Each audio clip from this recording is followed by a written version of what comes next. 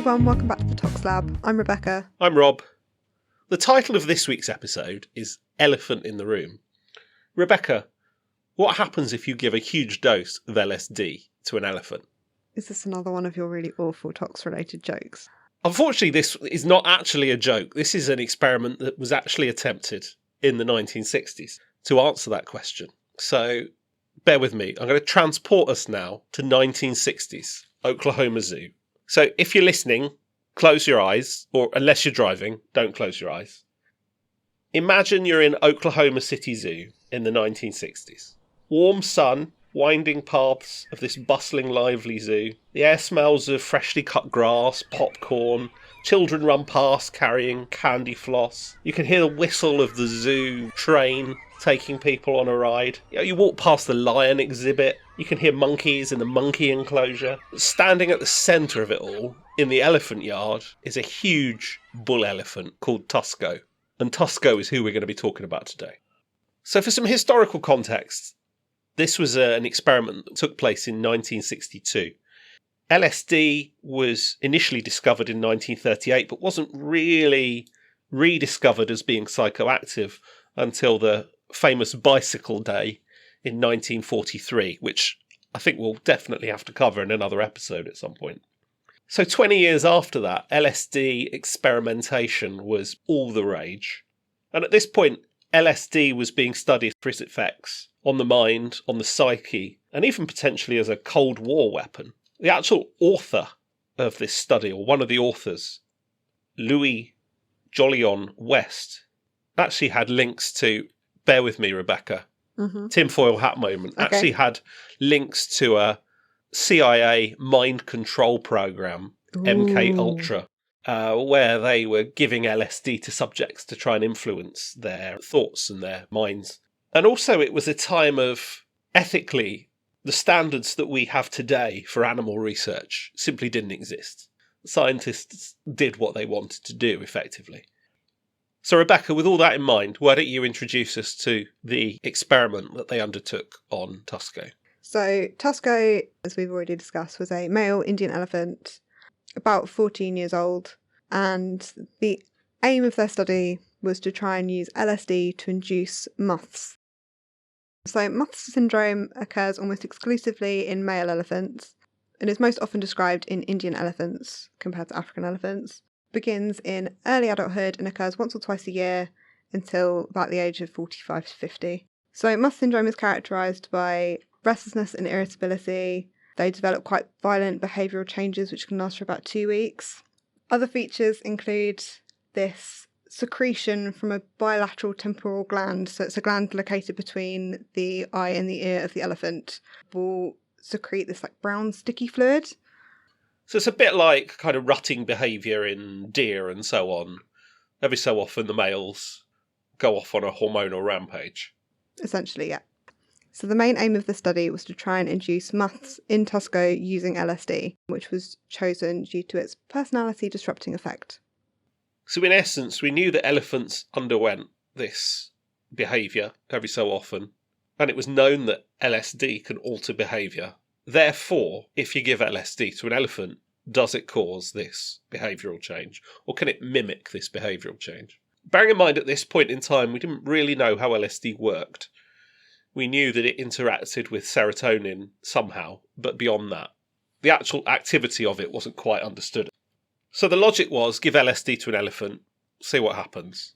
And another aim was to collect this secretion from the temporal gland and kind of study it and see what sort of it contained, because that hadn't been characterised before. So for their experiment on Tusko the elephant, they gave him a control injection of penicillin G using a cartridge in a syringe fired from a compressed CO2 rifle and to see sort of how he'd react to having something injected into him as sort of baseline behaviours. So he was initially startled, had 2 to 3 minutes of restlessness and then returned to normal behaviour. The following day, they injected him with LSD and they injected him with 297 milligrams in 5 mils. He initially started trumpeting, rushing around, and this was similar to his behaviour on the previous day when they'd injected the penicillin.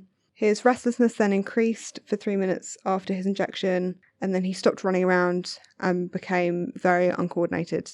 and his female mate Judy was trying to support him and stop him from falling over, which is really sad. Pulls on the heartstrings a little bit. 5 minutes after the initial injection, he trumpeted, collapsed, and fell heavily on his right side. He then defecated and started having a seizure. He experienced eye spasms, dilated pupils, laboured breathing, and also developed a cyanotic tongue. And to try and treat him, they gave him 2,800 milligrams of promazine hydrochloride, which initially increased his respiration and partially relieved the tonic aspect of his seizures.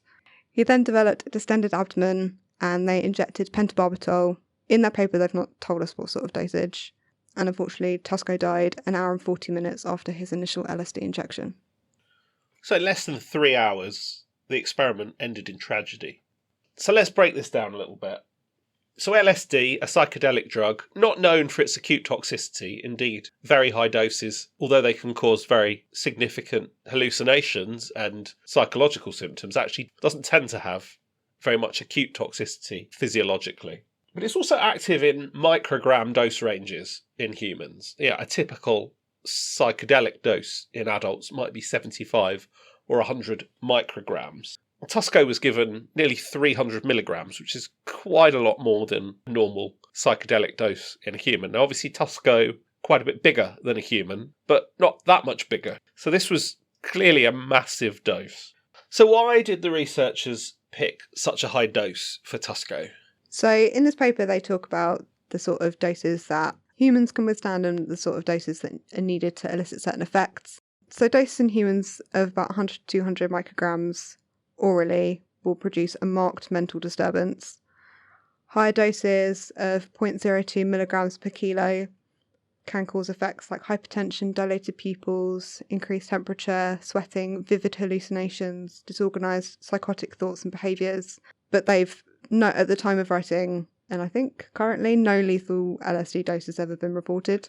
Those doses that you've described as well are very high compared to what we consider to be psychedelic doses. So compared to humans, other animals will require higher doses of LSD to sort of elicit the same effects.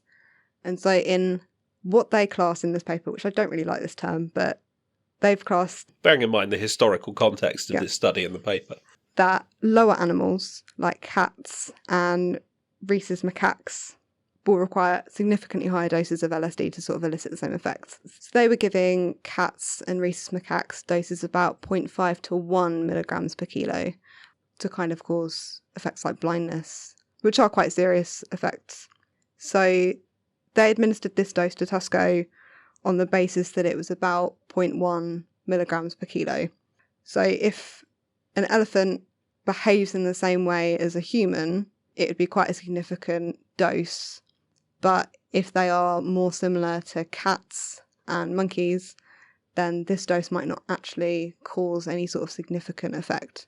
So that's kind of their reasoning in the paper as to why they've picked that sort of dose. So in other words, they've guessed? Basically, yeah. And it obviously wasn't the best guess. Clearly with tragic consequences for Tusko. They weren't just basing it off of what other animals and the sort of effects in humans. Elephants seem to show substantial resistance to neurotropic agents like succinylcholine, and you need a really high dose of something like succinylcholine to take down an elephant in the field. So that's also kind of their logic and their reasoning behind using the sort of dose they were using. But again, it's not the same. Not at all, no, not at all. But so there was some sort of logic there, even if it perhaps through the lens of today appears to be quite misguided. Yeah. So they did carry out a necropsy, didn't they, to see what the cause of death was? Yes, they did do necropsy, and the cause of death for Tusko was listed as strangulation secondary to laryngeal spasm. So he suffocated, essentially. Essentially, yeah. So it appears then that Tusko may have been given an absolutely massive, possible lethal overdose of LSD. Remarkably, in the 1980s, another author actually repeated the experiment, or did something very similar. So Rebecca, why don't you take us through that paper? So in 1984, scientists tried to replicate this experiment. So they used both a female and a male Asian elephant. The female elephant was used first to kind of determine dosing a little bit better than what happened with Tusko. So they started off on a very, very low dose of LSD, diluted in some water, water deprived the elephant, then gave them free access to this LSD containing water, and then kind of monitored their effects.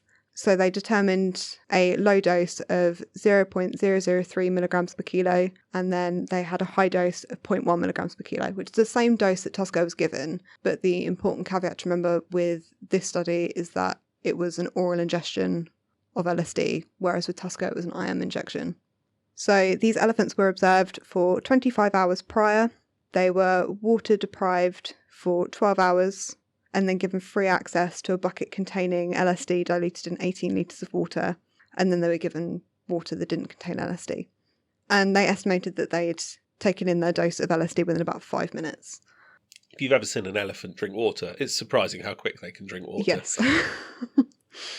So with the low dose, there was a dramatic behavioural change in both the female and the male elephants within about 10 to 20 minutes. The female started behaving increasingly more inappropriately, leaning, had closed eyes, had a slight ataxic gait. Their vocalizations had changed as well. They started to chirp, is what they've described in this paper. And the male showed more intense and aggressive displays, which you'd kind of expect. For the high-dose experiment of LSD, the female was initially aggressive and kind of seemed to exhibit similar behavioural changes to Tusko. So was trumpeting, also fell onto her side and exhibited some shallow respirations and some tremors.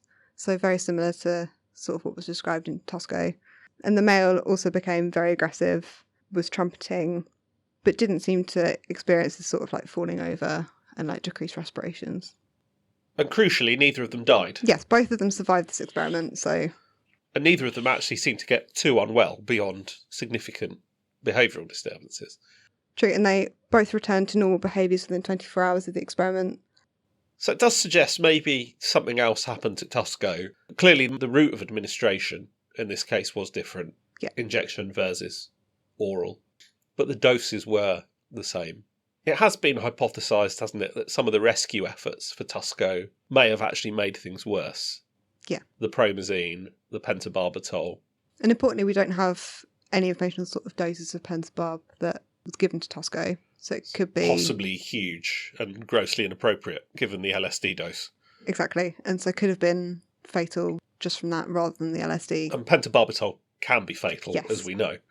So I think one of the reasons why this story, despite it now being 60 years after it happened, one of the reasons why this is still a story that needs to be told is there were just so many failings with the experimental design before any science had even happened. I mean, not only did they use a huge dose of LSD, as we've discussed, but there was no collaboration with a vet. They didn't have a vet on standby. You know, this was two psychiatrists and the zoo director who probably had some veterinary experience, but it's just shocking. You wouldn't... Nowadays, you think if they're doing something like this, they'd have that sort of thing in place in case anything went wrong. You'd hope they'd have a better scientific question to answer than, can I mess with this elephant's mind with LSD? But All true. Very true. so I think there was a bit of an immediate aftermath when this happened. Obviously, there's quite a lot of public backlash, and it may well have helped shape ethical procedures today. Certainly at that point in time, there wasn't really any oversight for scientific ethics, particularly with regards to animal experimentation. I find it hard to believe they managed to get ethical approval to do the repeat experiment, given what happened to Tusko. Yeah, it is quite shocking. Especially because this was in the 80s, where at that point LSD research was kind of pretty much not going on because LSD was so heavily banned in the 70s. I mean, the only slightly better thing about the 1984 experiment is that they did kind of try and establish like a minimum dosage to elicit an effect. So they did kind of do what we do sort of nowadays and start from a very, very, very low dose and kind of work your way up gradually and monitor the effects. So there was no real clear scientific justification for this experiment from the start, was there? It really was a case of, there's this thing elephants do. Let's see if we can make it happen with LSD. Precisely, yeah, exactly. And they didn't consult vets or experts in elephant physiology. we didn't really understand LSD at the time, so we didn't really have any idea of how it worked or why it did what it did.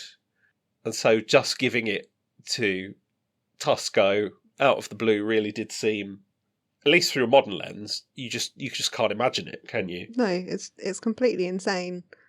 And I believe they did mention this in the paper, that they could have also thought about dosing Tusko with LSD in relation to human versus elephant brain size. So an elephant's brain is about 3 to 4 times as big as a human brain, which I thought it'd be significantly bigger than that, but apparently not. And how that could have been a more appropriate way to dose Tusko. It certainly wouldn't have been the massive dose that they gave them, would it? So I think this study really does give us quite a few lessons, doesn't it? Scientifically, the importance of understanding that not all animal species are the same, and that needs to be considered. That if you're going to do experiments, make sure you've consulted experts in the field and actually have ethical oversight. Seems so obvious now, but yeah, it's definitely things we need to be thinking about. But there's sort of also cultural lessons, isn't there, in terms of animal ethics and just how different the world is as a scientist. I can't believe this study, despite its catastrophic failure, was published in one of the most influential journals at the time. Yeah, which it's mad, isn't it? Absolutely bonkers in today's context. So these days we do have animal welfare standards, and I mean, I'm not familiar really that much with animal work. It's not something I tend to do, but I'm aware that if you do animal experiments, there is quite strict ethical guidelines. Really, the key thing is to try and not, if possible, not use animals and only use them as a last resort. And then if we do, there are very sort of strict welfare standards. And there are now like ethical committees that would make sure that they'd approve these sorts of studies before any experimentation actually happens. Would Tusko's fate have been different if these standards had existed in 1962? I mean, potentially. I don't think we'll ever know. I mean, Tusko was, 15 years at the time? Although it was a long time ago, some Indian elephants have lived to up to 80 years. He could actually still be with us all this time later had things been different. Yeah. So in summary, what happens if you give massive doses of LSD to an elephant? Well, we probably still don't really know entirely. Could it have been fatal to Tusko? Possibly. Could it have been the rescue efforts? Possibly. Either way, actually, with hindsight, probably not a question we ever need to answer. No, I don't think there's any. I think that's really the sort of takeaway from here. If you're going to do animal experimentation, make sure you're answering a valid scientific question and do so with care and integrity. But I do think it's important that we remember the story of Tusko and how far we've come. So I think we're going to wrap it up here. I hope you've enjoyed listening to this week's episode. Do give us a like and a follow on social media. So you can find us on Instagram at @the_tox_lab. Feel free to comment on any of our Instagram posts about any of our episodes. We'd love to hear from you. If you have any ideas of papers or topics you want us to cover, you can comment on there as well. You can send us a DM, whatever works. We just really like to hear some feedback. Also, I'd like to give a big shout out to Helen, one of our colleagues, who very kindly helps us source papers for episodes. So shout out Helen. She's amazing. So yeah, hope you've all had a wonderful week, and we'll see you next time. Bye.